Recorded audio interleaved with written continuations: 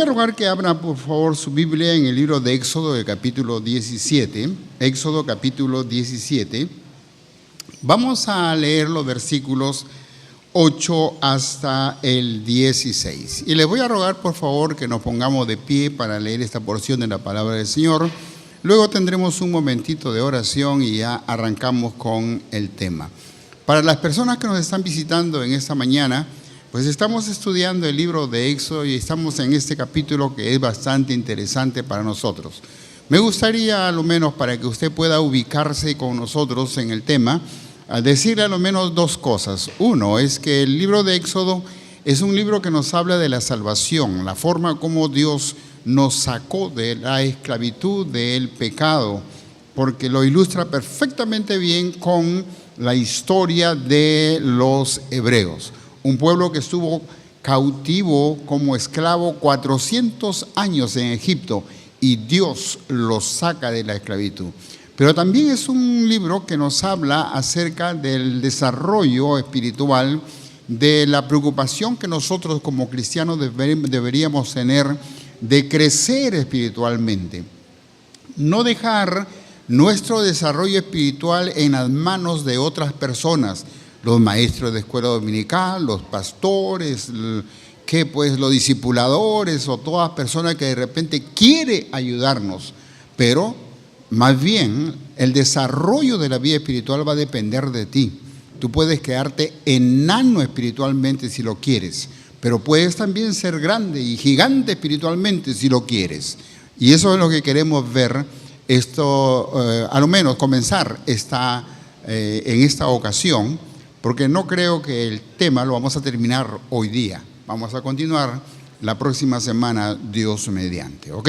Entonces, vamos a leer, por favor, el libro de Éxodo, capítulo 17, a partir del versículo 8, y la palabra del Señor dice así: Entonces vino Amalec y peleó contra Israel en Refidín.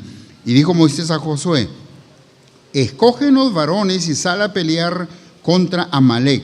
Mañana yo estaré sobre la cumbre del collado y la vara de Dios en mi mano.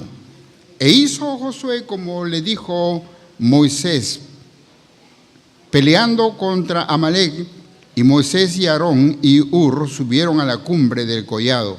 Y sucedía que cuando alzaba Moisés su mano, Israel prevalecía, mas cuando él bajaba su mano, prevalecía Amalec. Y las manos de Moisés se cansaban, por lo que tomaron una piedra y la pusieron debajo de él, y se sentó sobre ella, y Aarón y Hur sostenían sus manos, el uno de un lado y el otro de otro. Así hubo en sus manos firmeza hasta que se puso el sol. Y Josué deshizo a Amalec y a su pueblo, y a filo de espada.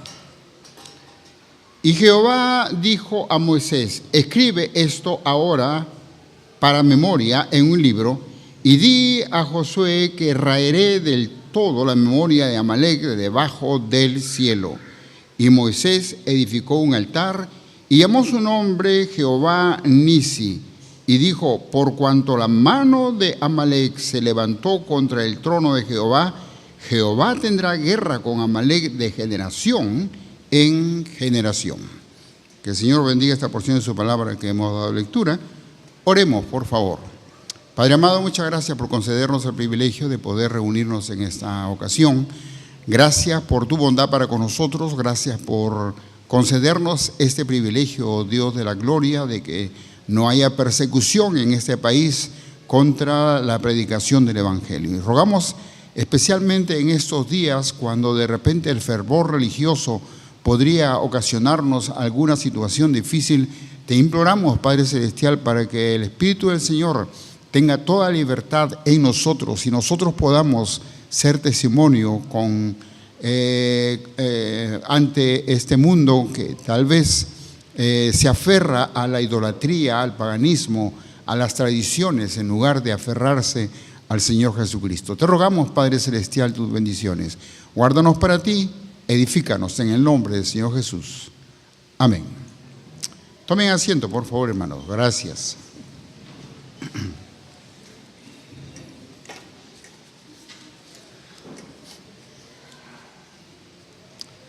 Bien, esta porción realmente es bastante interesante para mí. Es una porción que nos habla precisamente de el detalle que tal vez algunos de nosotros no queremos considerar, pero está ahí. No podemos evitarlo, no podemos negarlo. Todos nosotros vamos a tener un tiempo difícil durante el año que estamos comenzando, todos vamos a tenerlo. Y no estoy hablando del asunto político, no estoy hablando del asunto económico, no estoy hablando tal vez de la salud, que yo no puedo predecir si es que de repente este año usted va a estar enfermo o no. Estoy hablando más bien de algo que sí va a suceder contigo y conmigo. Estoy hablando más bien de lo que la Biblia llama la carne, los apetitos carnales, lo que la carne hace en nosotros. Y eso vamos a verlo rápidamente a través del caso de Amalek, aquí en la porción que acabamos de estudiar. Ahora, qué importante es saber esto, ¿por qué? Porque vale la pena que estemos alerta. Como dije hace un momento, va a depender de nosotros, no de otras personas. Ninguno de nosotros puede vigilarte. No, nosotros no podemos estar detrás de ti. Es probable que podamos llamarte por teléfono, animarte, leerte un versículo, mandarte un correo electrónico o algo semejante. Sin embargo, no podemos vigilarte cada instante de tu vida. Eso depende de ti. Tú tienes que realmente ponerte al frente de la situación y lucharla, porque es lo que encontramos aquí en esta porción. Para nuestros amigos es importante que consideres lo siguiente. Cuando hablamos de estas cosas no estamos hablando de que vamos a ser derrotados, sino bien que ya tenemos la victoria y debemos vivir en esa victoria. Y esa victoria la obtenemos porque Jesucristo murió en la cruz de Calvario para salvarnos, para salvarte a ti y para salvarme a mí. ¿Cuánto te cuesta la salvación? Nada, porque ya Cristo la compró para ti. ¿Cuánto tienes que hacer para poder conseguir la salvación? Nada, porque Cristo ya lo hizo todo para ti. ¿Cuánto podrías tú hacer con tu vida, con tus fuerzas, con tu capacidad para poder congraciarte con Dios y que Él te perdone? Nada, porque todos nosotros estamos muertos en nuestros delitos y pecados. Es Dios por su gracia quien nos hace salvos, así como en el caso del pueblo de Israel. El pueblo de Israel estuvo cautivo 400 años y no había forma de que el pueblo salga. El libro de Éxodo casi comienza diciéndonos que el pueblo gemía de dolor porque la esclavitud que ellos tenían era horrenda. Y ahí estaban viviendo ellos por tanto tiempo como esclavos. Si no había forma de que salgan de la esclavitud, es entonces cuando Dios los saca. Vale la pena considerar o simplemente repasar lo que ya hemos estudiado antes. Dios castigó a Egipto con plagas. No fueron plagas que Moisés las inventó, no fueron plagas que el pueblo de Israel echó sobre Egipto, fueron plagas que Dios puso sobre Egipto para humillar a sus dioses, para humillar al pueblo de Israel, de Egipto, que tenía muchos dioses. Cada una de las plagas fue contra cada uno de los dioses de Egipto. De esa manera, Dios estaba humillando a Egipto. Pero cuando quiso sacarlo Dios de Egipto para llevarlo a la tierra prometida, lo que hizo no fue tomar los caminos ya establecidos, sino más bien llevarlo por otro camino. De pronto, ahí está Israel o los hebreos frente al mar y detrás de ellos, pues el ejército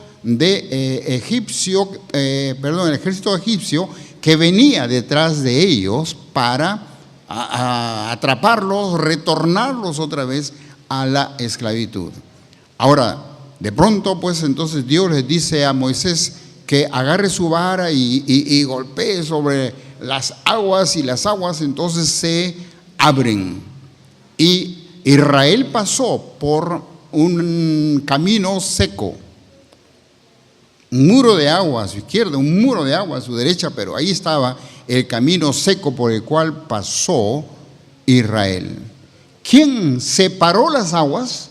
No fue Moisés, no fueron los hebreos, fue Dios. Así como él humilló a los dioses en Egipto, también abrió las aguas para que el pueblo de Israel salga en seco. Una vez que el pueblo de Israel estaba en el desierto, dice que buscaban agua y no tenían agua para beber y tenían sed. De pronto ven por ahí un lago y entonces ellos corren para beber las aguas de este lago. ¿Y qué encuentran? Que las aguas eran amargas. Y se molestaron desde luego y enseguida protestaron, pero protestaron contra Moisés. Porque en la mente de ellos pues estaba siempre depender de los hombres, confiar en los hombres, ver el poder que los hombres podían tener para solucionar sus problemas. Ahora, muchas veces seguimos siendo igual, ¿verdad? Estamos pendientes de lo que los hombres pueden hacer a favor de nosotros, en lugar de pensar en Dios. Y Moisés está asustado en cierta forma porque el pueblo está protestando en contra de él y Dios le indica, le muestra un árbol que para nosotros es una ilustración, una figura de la cruz de Cristo, y este árbol es echado en esas aguas amargas y dice la Biblia que esas aguas se endulzaron y ellos podían beber de esas aguas. ¿Cuántos de nosotros, los que hemos venido a Cristo, hemos visto cómo nuestra vida se endulzó con la presencia de Cristo? Cuando no teníamos ninguna esperanza, cuando no teníamos ningún consuelo, cuando muchas veces queríamos quitarnos la vida por los problemas que teníamos, o cuando estábamos casi entrando a una depresión total por los problemas que teníamos en nuestra vida, encontramos a Cristo como Salvador personal y Él endulzó nuestras vidas. ¿Quién endulzó las aguas de Mara? No fue Moisés, no fueron los hebreos, fue Dios. El mismo que humilló a los dioses de Egipto, el mismo que abrió el mar para que el pueblo salga en seco, él mismo endulzó las aguas de Mara. Pero pasan un poco más allá y ahora tienen hambre y reclaman entonces por pan y Dios les envía lo que se conoce en el Antiguo Testamento como el pan que descendió del cielo. Ahora, es el maná. Ahora, ¿quién creó el maná? ¿Quién les mandó maná para que ellos puedan comer? ¿Fue Moisés que lo creó? No. ¿Fueron los hebreos? No, fue Dios. El mismo que endulzó las aguas también les dio pan para comer. Pasan un poco más y tienen ahora sed otra vez y vuelven a reclamar. Y Dios hace que Moisés hiera una roca, una piedra, y de ahí salen aguas. ¿Quién les dio agua de la roca, de la peña de Oreb? ¿Quién les dio esa agua? ¿Moisés? No, fue Dios. Y hasta aquí podemos ver cómo Dios está haciendo las cosas para su pueblo. Hasta ahí no hay problema. Está cumpliendo con lo que les había dicho. Quédense quietos, porque Jehová va a pelear por ustedes. Hasta ahí Dios está peleando por ellos. Pero lo que acabamos de leer ya es otra cosa. Porque en el versículo 8 se lo dice, entonces vino Amalec y peleó contra Israel en Refidim. Y el versículo 9 dice, y dijo Moisés a Josué, escoge los varones y sal a pelear contra Amalec. Es la primera vez que el pueblo de Israel va a tener que salir para pelear. Pero ya están en libertad. Ahora, lo que ellos necesitan es poder llegar a la tierra prometida en esa libertad. Y Amalec vendría a ser una figura de aquello que impide para que podamos llegar a la tierra prometida en esa libertad. Ahora, ¿qué sucede? Pues hay que recordar que el pueblo de Israel había estado cautivo ¿cuántos años? 400 años. ¿Sabían pelear? No, no sabían pelear. ¿Tenían armas para pelear? No, no tenían armas para pelear. Se nos dice que Josué derrotó a Amalek a filo de espada, que también vamos a verlo la próxima semana, Dios mediante.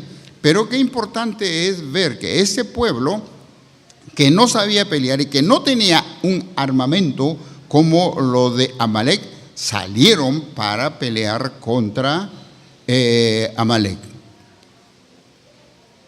Ahora es importante, hermanos, que entendamos desde el comienzo que estamos hablando de una figura, Amalek, que representa precisamente la carne en nosotros, que está allí. Por eso es que te dije, el próximo año, a no ser que partas a la presencia del Señor, ahí va a estar en ti. No el próximo año, sino el año que estamos comenzando. El año que estamos comenzando. A no ser que partas para estar con el Señor, la carne va a estar ahí. Y tú tendrás que pelear contra esto. Porque lo que va a querer hacer el enemigo contigo es eliminarte. Es simplemente anularte. Porque Dios quiere que tú, en tu libertad, le sirvas a Él. Y si Él logra anularte, el más triste va a ser tú.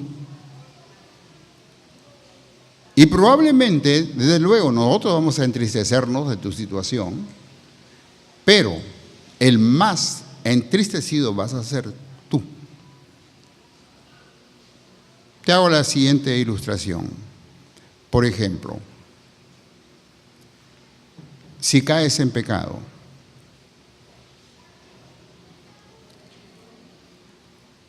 tus amigos se van a enterar.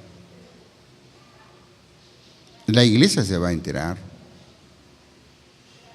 El más feliz va a ser el diablo, que utilizó tu carne para hacerte caer.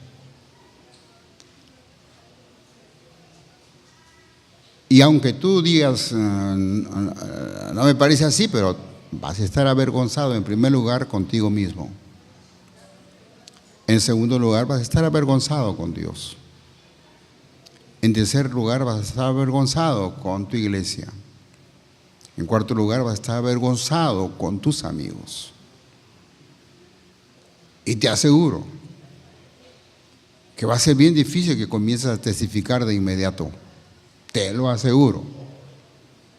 Tal vez tú trates de hablarles de Cristo y te van a decir, ¿de qué estás hablando tú? Porque automáticamente el diablo te anuló utilizando tu carne. Y tienes que recordar que estamos viviendo tiempos en que la carne se está manifestando a todo dar en nuestro medio, en el mundo entero. No estamos hablando de un país que está aislado del resto del mundo, en el mundo entero. Sino simplemente analiza todo lo que está sucediendo en todas partes del mundo. Matrimonios gay, y casi todos están dando leyes a favor de esto. El aborto, y casi todos los países están dando leyes a favor de eso. Pero aparte de eso, pues, observa lo que sucedió en los últimos días. Es decir, para recibir el año nuevo. ¿A dónde se fue la mayoría de la gente que salió de sus casas para ir a recibir el año nuevo en otro lugar? A la playa, ¿verdad? Si has estado atento y has visto por ahí algunas de las entrevistas que han hecho a los que han ido a la playa, pues, ¿para qué han ido a la playa? ¿Para meditar en las cosas de Dios? ¿Simplemente para refrescarse un poco? No. Sabes perfectamente bien que la mayoría de las cosas que han llevado, y la noche anterior, desde luego, Plaza Vea vendió todo su licor, y la mayoría de las tiendas vendieron todo su licor, porque se fueron los chicos, especialmente chicos, jovencitos, se fueron a las playas llevando cantidades de licor. Pero no solamente cantidades de licor, también llevaban cantidades de preservativos. Y como dije en una reunión que teníamos abajo, pues después de estas fiestas, indudablemente lo que vamos a escuchar es más jovencitas embarazadas, más juventud infectada con las enfermedades venéreas y cosas semejantes, que no son otra cosa sino manifestación de la carne. Y desde luego, últimamente estaba escuchando a unos periodistas que decían, ¿y dónde está su papá? ¿Y dónde está su mamá? Que no se dieron cuenta de eso. Pues lo que está sucediendo más bien es que los padres dicen, ay, quiero que mi hijo se disfrute su juventud, que mi hija disfrute su juventud. Estaba leyendo o mirando un testimonio de una ocasión cuando pues un grupo de jóvenes estaban haciendo promesas delante de Dios. Un grupo de jóvenes, como más o menos como 80, 100 jóvenes, haciendo promesas delante de Dios. Y desde luego, como era un grupo regular, pues la publicidad llegó a todas partes del pueblo y habían periodistas ahí y filmaron algunas de las partes de esta actividad. Y algunos periodistas decían, no es bueno que se les impida desarrollar su sexualidad. Esa es su vida, ellos quieren hacerlo, les gusta hacerlo, pues entonces que lo hagan. Para nosotros, pues eso es simplemente una muestra más de la manifestación de la carne. Cuando el Señor nos salvó, y si usted va al Nuevo Testamento va a encontrar esto, nos llama santos, no porque somos impecables, no porque algún día pues se nos va a canonizar o algo semejante, no porque de repente no tenemos algunos pensamientos negativos, no, se nos llama santos porque fuimos comprados con la sangre de Cristo, fuimos limpiados de nuestro pecado, fuimos quitados de las consecuencias del pecado y fuimos apartados para Dios, para servir a Dios. Por eso es que es importante que como cristianos ahora, más bien nos preparemos para luchar contra nuestra carne. Y es lo que quisiera que podamos ver. ¿Por qué se menciona aquí Amalek? Bueno, porque precisamente es una figura de la carne. Vamos a ir rápidamente, por favor, al libro de Génesis y vamos a buscar en el capítulo 36, el versículo 12. Génesis 36 y el versículo 12. Lo que se nos va a decir aquí es lo siguiente. Amalek era nieto de Esaú. ¿Se acuerdan ustedes quién era Esaú? ¿Se acuerdan quién era Esaú? Bueno, era uno de los dos hijos que se mencionan de Jacob al comienzo, ¿sí? Ahora, bien, de Jacob. Así que lo que sucede aquí en el caso de Esaú es que él era el primogénito, ¿sí? En aquel entonces, la primogenitura era una gracia muy especial. Todos los primogénitos le pertenecían ¿a quién? A Dios. Todos los primogénitos le pertenecían a Dios. Por lo tanto, Esaú era uno de los que le pertenecían a Dios. Sin embargo, a Esaú le importaba un pepino ser el primogénito. A él le importaba más bien dar placer a su carne. Y así fue que él cambió la primogenitura por un plato de lentejas.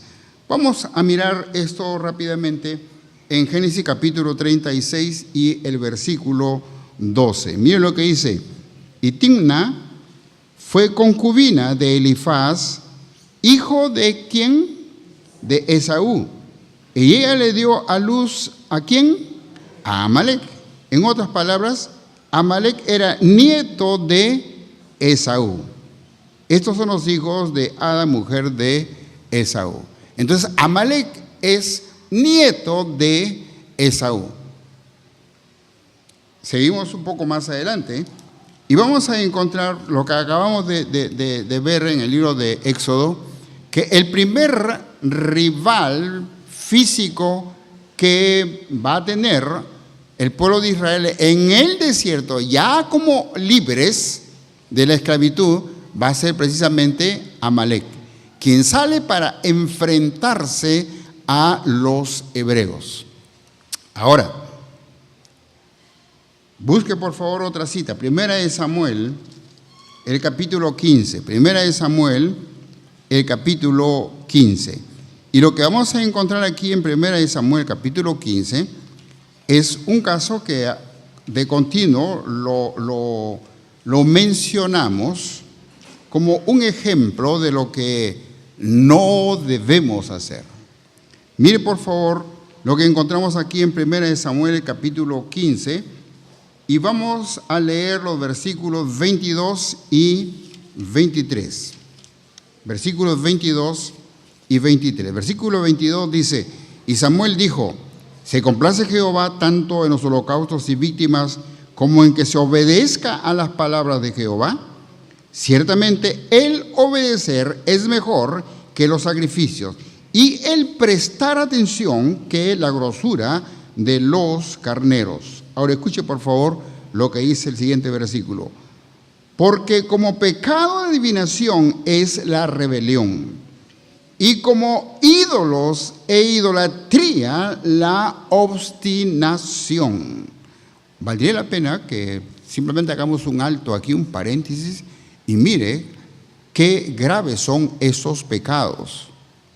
Y por eso vale la pena que en estos días, cuando el fervor de la idolatría está creciendo en nuestro país, pues entonces oremos mucho, porque como pecado de adivinación es la rebelión, y como ídolos e idolatría la obstinación. Versículo sigue diciendo: por cuanto tú desechaste a la palabra de Jehová, Él también te ha desechado para que no seas rey. Ahora, lea el resto de la porción, porque ya el tiempo, por supuesto, nos gana. Lea el resto de la porción, pero ¿qué es lo que había pasado? Pues Dios le había mandado a Saúl que elimine a Amalek. Y lo que pasó es que Amalek no le hizo caso, porque dejó con vida al rey y a otros más, y dejó con vida a algunos animales que a él le parecían pues excelentes. En otras palabras, desobedeció a Dios. Él tenía como pretexto: estos animales engordados los he guardado para hacer sacrificios. Por eso es que Samuel comienza diciéndole: ¿acaso es importante los sacrificios más que obedecer? Y enfatiza: el obedecer es mucho mejor que los sacrificios. Por lo tanto, qué importante es que nosotros veamos aquí que por no eliminar a Amalek, Amalek eliminó a Saúl, porque fue sacado del reino, fue rechazado por Dios como rey de Israel. Hermanos, tengamos mucho cuidado con esto, porque tal vez tú lees periódicos, miras televisión y todo eso, y como que hay una invitación abierta a practicar lo que el mundo practica. Ten cuidado, porque te puede suceder lo mismo que le pasó a Saúl. Es decir, ser eliminado, ser sacado de el propósito de Dios de usar tu vida como un testimonio, de usar tu vida como la luz, como la sal en este mundo. Es importante, mi querido hermano en el Señor Jesucristo, que podamos tener mucho cuidado de tratar de tener una relación con Amalek. No nos conviene. Pero pasamos un poco más adelante para que veamos otro caso. Es el caso del libro de Esther, el capítulo 3. Esther, el capítulo 3. Y lo que vamos a encontrar aquí en este libro es lo siguiente. Vamos a ir directamente a los versículos 1 y después vamos a leer los versículos 8 y 9. Esther capítulo 3, versículo 1, dice así: después de esas cosas el rey Asuero engrandeció a Amán. ¿Quién era Amán? Era un amalecita. Era un amalecita. Y el versículo sigue diciendo: engrandeció a Amán, hijo de Amedata, Agageo, y lo honró y puso sus sillas sobre todos los príncipes que estaban con él. En otras palabras, pues lo engrandeció. El más grande de sus príncipes, ¿quién era? Pues Amán. Así que llegamos ahora a los versículos 8 y 9. Usted puede leer el resto pues en casa. Y mire lo que dice aquí el versículo 8. Y dijo Amán al rey Asuero: hay un pueblo esparcido y distribuido entre los pueblos en todas las provincias de tu reino. Está hablando Amán con el rey Asuero. Y le dice que hay un pueblo que está esparcido en todas las provincias de su reino. El versículo sigue diciendo: y sus leyes son diferentes de las de todo el pueblo, y no guardan las leyes del rey. Y al rey nada le beneficia el dejarlos vivir. Miren lo que está proponiendo Amán. Les dice que este pueblo, que tiene leyes distintas, no le conviene. En nada le conviene. El versículo termina diciendo: y al rey nada le beneficia el dejarlo vivir. Versículo 9. Si place al rey, decrete que sean destruidos. Decrete que sean destruidos. Y yo pesaré 10,000 talentos de plata a los que manejan la hacienda para que sean traídos a los tesoros del rey. ¿Qué está buscando Amán? Destruir al pueblo de Dios. Creo que está buscando tu carne, precisamente lo mismo, eliminarte de los propósitos de Dios. Algunos piensan que de repente, pues, como decían estos periodistas, pues estamos impidiendo de que vivan su vida, que tienen derechos sobre su cuerpo y cosas semejantes, pero el problema es el dolor, las lágrimas y todo lo que está sucediendo en nuestro medio. Pregunto, ¿cuántas madres solteras están felices de ser madres solteras? De repente, por supuesto, tiene su hijito o su hijita y lo está cuidando y está feliz con su hijita, pero ¿son felices realmente como madres solteras? Si analizamos un poco y conversamos, porque hemos conversado con varias de ellas, pues no es que precisamente son felices, porque ellas también ven otras familias donde los niños pueden jugar con papá, donde no hay la escasez para el sustento cotidiano, donde juntos papá y mamá pueden conversar respecto a la educación del niño. No es fácil para la madre soltera criar un niño, pero son consecuencias precisamente de darle importancia a los placeres carnales antes que a nuestra relación con Dios. Yo te animo, ten cuidado. ¿Por qué? Porque Amán quiere destruir al pueblo de Dios. La carne quiere destruirte a ti, quiere destruirme a mí, quiere destruirnos para que no haya luz ni sal en esta área de nuestra ciudad y arruinemos nuestro testimonio delante de otras personas que tanto necesitan escuchar del Evangelio de nuestro Señor Jesucristo. Pero pasemos un poco más adelante. ¿Y por qué estamos diciendo todo esto? Pues vamos al libro de Éxodo, el capítulo que hemos leído hace un momento, capítulo 17, y vamos a leer el versículo 16. Por favor, vea lo que dice el versículo 16.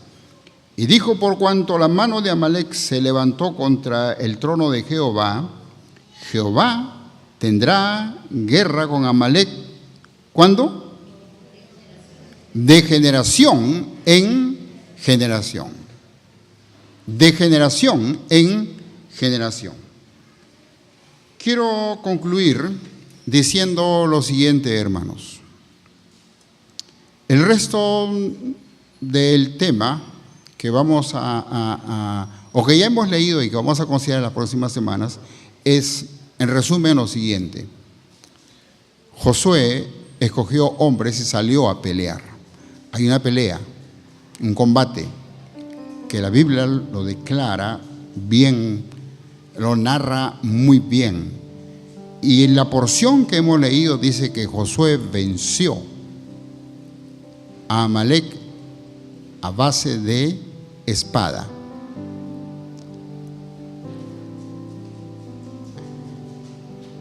La Biblia dice que la palabra de Dios es como una espada de dos filos. En otras palabras, la espada es una figura de la palabra de Dios. Y aunque vamos a desarrollar esto con más libertad la próxima semana, todavía quiero mencionarte lo siguiente para que puedas tener una idea clara de lo que acabamos de decir.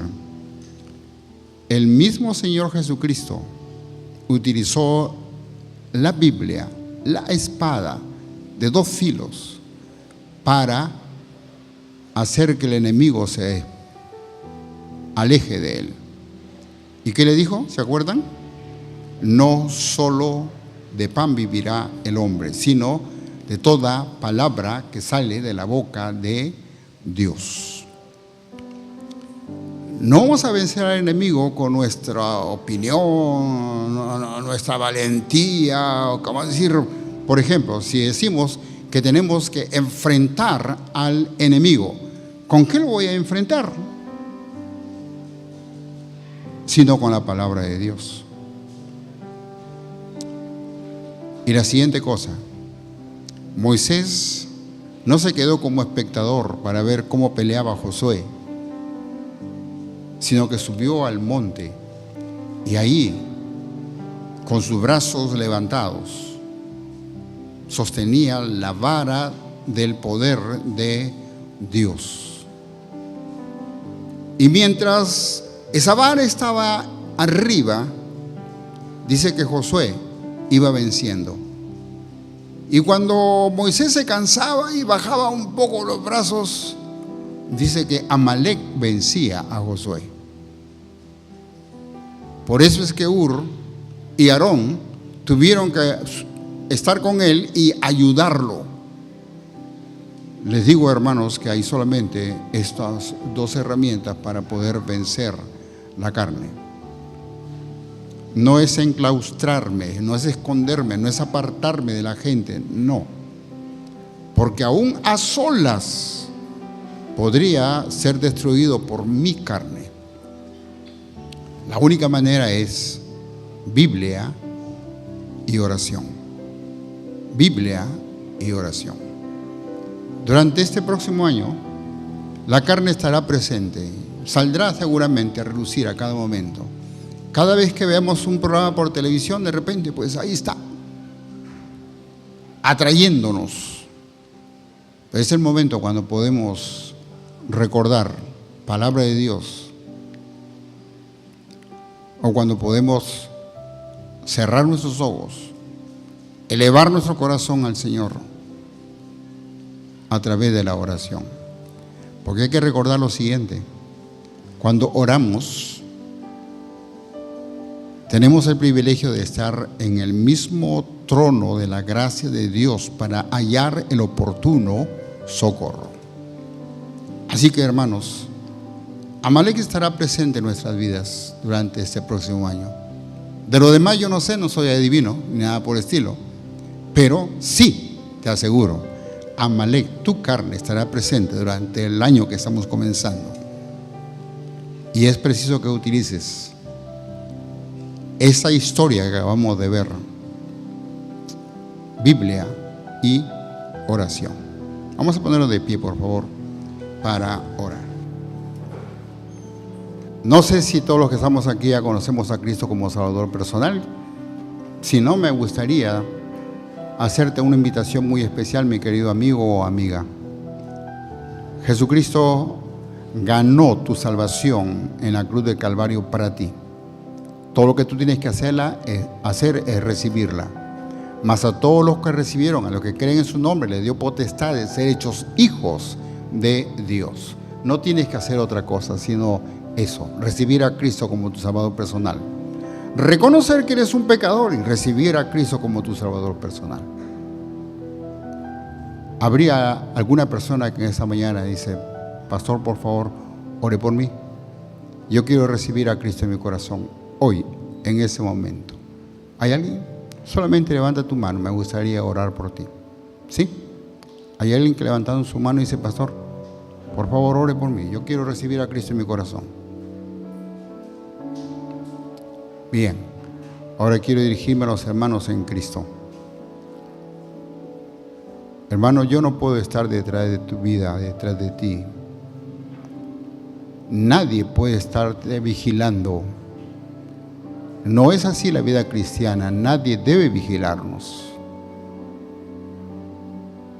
Pero tú tienes que enfrentarte a las tentaciones de tu carne y vencerlas con oración y con palabra de Dios. Es tu responsabilidad. Por eso es que Pablo, escribiendo a Timoteo, le dice que debe ocuparse en su salvación. Es decir, ya eres salvo, bien, entonces desarrolla espiritualmente. Amado Dios, muchas gracias por tu palabra que hemos podido meditar. Y gracias, Dios, por tus promesas. Te imploramos, Padre Celestial, tu presencia continua en nuestra vida, porque así lo has prometido tú. Aunque ande en valle de sombra de muerte, no temeré mal alguno, porque tú estarás conmigo. Dios de la gloria, auxílianos, danos sabiduría, bendícenos, Padre Celestial, para que no te fallemos y para que en este año que estamos comenzando seamos realmente de bendición a otras personas. Luz para este mundo, sal para este mundo, un testigo fiel, oh Dios. Te lo rogamos en el nombre del Señor Jesús. Amén.